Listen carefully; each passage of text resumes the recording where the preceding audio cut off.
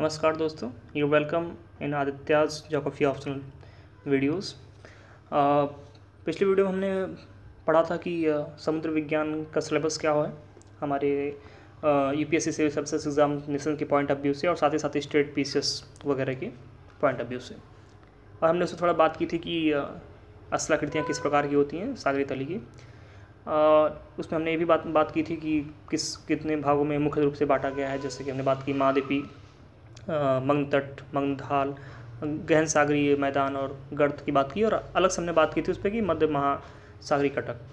लेकिन आज हम इस वीडियो में थोड़ा सा एक चीज़ ऐड करना चाहेंगे जो कि पिछले वीडियो में नहीं हो पाया था। वो ये था कि हम थोड़ा समुद्र विज्ञान की एक परिभाषा देख लेते हैं कि आखिर समुद्र विज्ञान कहते किसे हैं।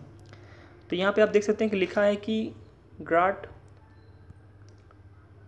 ग्रास के अनुसार ओशिनोग्राफी भूगोल की वह शाखा है जिसमें समुद्री जल के गतिकी, मतलब जो समुद्र, जो ओशियन वाटर होता है, जो समुद्र का जल होता है, ठीक है, गतिकी एवं उष्मागतिकी संचरणों को, और जो उष्मागतिकी संचरण होते हैं तथा भौतिक गुणों, जो समुद्र में जो भौतिक गुण हैं, ठीक है, एवं पारिस्थितिकी तंत्र तथा नीतल के उच्चावची दर्शाओ एवं भूगर्भिक क्रियाओं को विश्लेषित किया जाता है।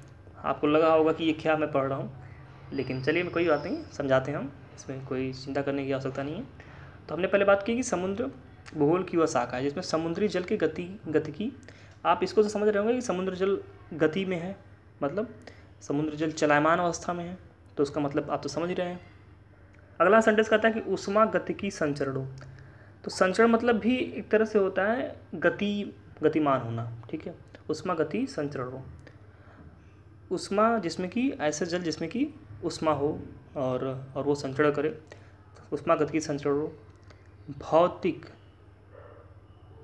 गुणों मतलब कि जैसे कि सागर का जल क्या होता है, लवणता युक्त होता है, कभी निक्षेप होता है उसमें, मतलब कई चीज़ें उसमें मिले होते हैं, खनिज इत्यादि मिले होते हैं देखा जाए तो। भौतिक गुणों एवं पारिस्थितिकी तंत्र, मतलब हम सागर में जानते हैं कि विभिन्न, अगर देखा जाए तो मेनली पारिस्थितिकी जो है सबसे ज़्यादा कहाँ पाई जाती है, सागर में, सागर तटीय भागों में पाई जाती है। तो पारिस्थितिकी तंत्रों और नीतल के उच्चावचों, मतलब कि जो सागर तल में जो विभिन्न प्रकार की स्थलाकृतियाँ जैसे कि पर्वत है, पठार है, मैदान है, गर्त इत्यादि है, उनकी दशाओं कैसे, उनकी दशाएँ और साथ साथ भूगर्भिक क्रियाएँ, मतलब कि इनकी उत्पत्ति से संबंधित जो सिद्धांत हैं, इन विभिन्न स्थलाकृतियों की उत्पत्ति से संबंधित जो सिद्धांत हैं, उन क्रियाओं को विश्लेषित किया जाता है, उन क्रियाओं के बारे में पूरी तरीके से गहन अध्ययन किया जाता है। और इस चीज़ को हम कहते हैं कि ये है समुद्र विज्ञान या ओशिनोग्राफी।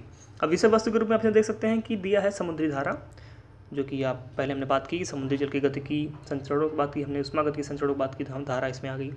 चलिए ज्वार एवं तरंग की बात की, ये भी इसी का पार्ट हो गया। लवणता की बात की हमने, जो कि भौतिक गुण का पार्ट हो गया। तापमान की बात की हमने, उष्मागतिकी संचरण की बात हुई। घनत्व की बात की हमने, भौतिक गुण ये भी हो गया। मत्स्यन क्षेत्र की बात की हमने, प्रवाल भित्ति की बात की हमने, जो कि पारिस्थितिकी तंत्र के अंतर्गत आ गए। चलिए महासागरीय नीतल के उच्चावच एवं कटक की बात की हमने, जो कि क्या है, इसके नीतल के उच्चावच है, ठीक है।